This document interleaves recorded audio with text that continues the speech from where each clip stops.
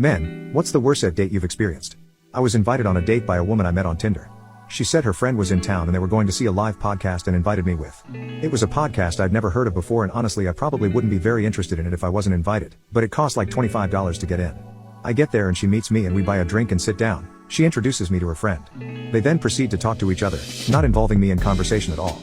Then some guy comes along and sits next to her friend. He introduces himself to me, and I thought he was just being friendly.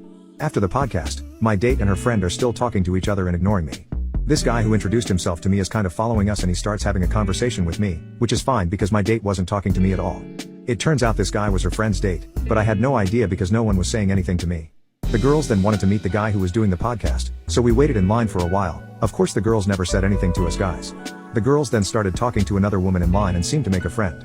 After they got to meet the guy who did the podcast, my date's friend turns to us guys and says, "Well, we think we're going to have a girls' night out now." So our dates and the woman they met just left